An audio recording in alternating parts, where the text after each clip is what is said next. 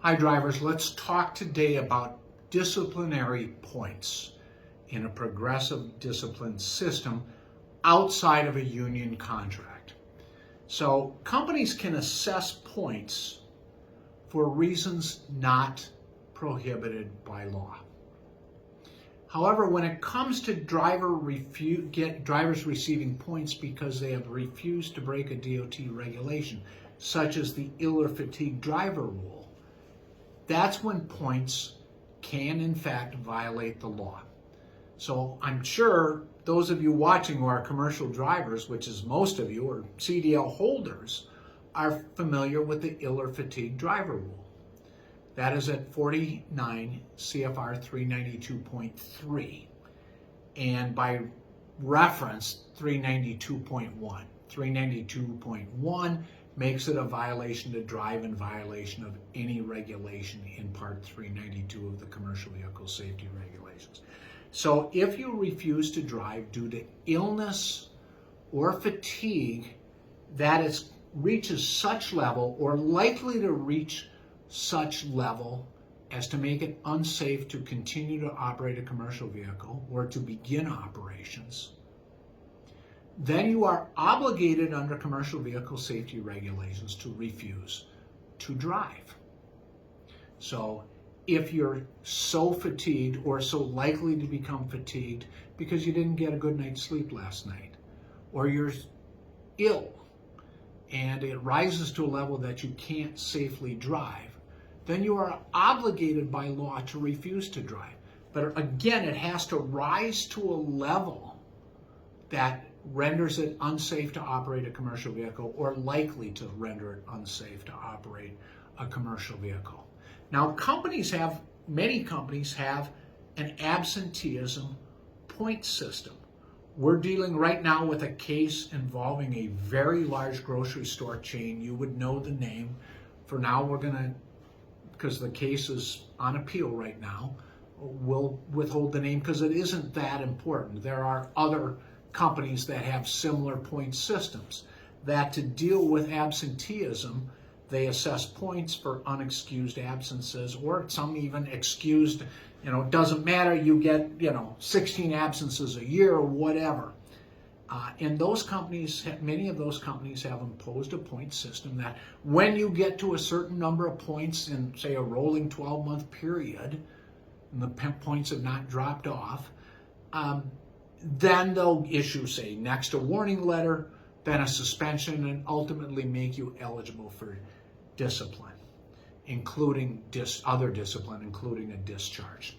So the Surface Transportation Assistance Act, which prohibits retaliation against a driver for refusing to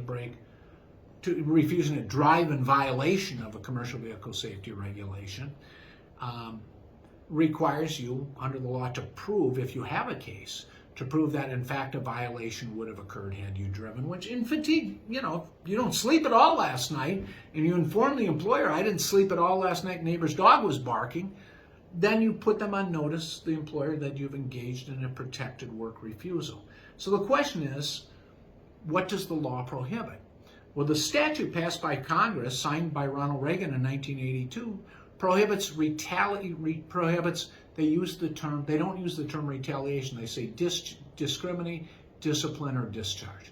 It is unlawful for an employer to discriminate, discipline, and discharge a driver because a driver refuses to drive because driving would result in an actual violation of a commercial vehicle safety regulation.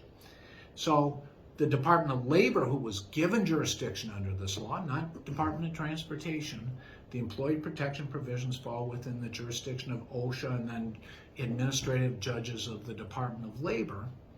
They have given a broader interpretation as to what does it mean to discriminate. And they have said it is a violation for any person, which means a company or an individual group of individuals. It is a violation for any person to intimidate, threaten, restrain, coerce, blacklist, discharge, discipline, harass, suspend, demote, or in any manner retaliate against an employee because the employer or person acting pursuant to the employee's request has refused to drive because driving would result in an actual violation of a commercial vehicle safety regulation. So it's our position that issuing points to drivers because they refuse to operate a commercial vehicle due to illness or fatigue that reaches such a level that driving is unsafe, that's protected, and we believe that a point system is discriminatory and in violation of the statutes. Now, these cases are making their way up through the court system. But if you're subject to points, due to absence, due to illness or fatigue, there's some advice we can give you right now.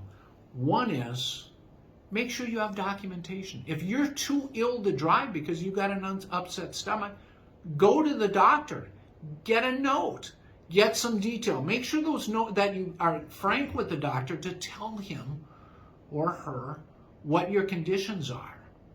You know, if you have the flu or fever, make sure you tell the doctor that. As in every case, documentation is important because we know one thing the trucking company is going to do, they're going to accuse you of lying. Two, you need to put them on notice. Just don't say, I hit the sick board. Sick, out, sick. No, you need to put them on notice that you have engaged in an activity protected under the Surface Transportation Assistance Act, which means you call in and you say, or email, even better, I'm too ill to safely drive. Believe I have the flu. I'm throwing up. I have diarrhea. I got the chills. Things of that nature. Or I didn't sleep well last night because the neighbor's dog barked. Or whatever. Documentation and communication is key in any case. So if you have a point, if you're getting points then you get the points because you've booked off ill or fatigue, and if you're issued those points, make sure you protest them, that there is written documentation in your personnel file. Thanks for watching. Stay tuned. We'll continue to update you on these cases involving issuance of points.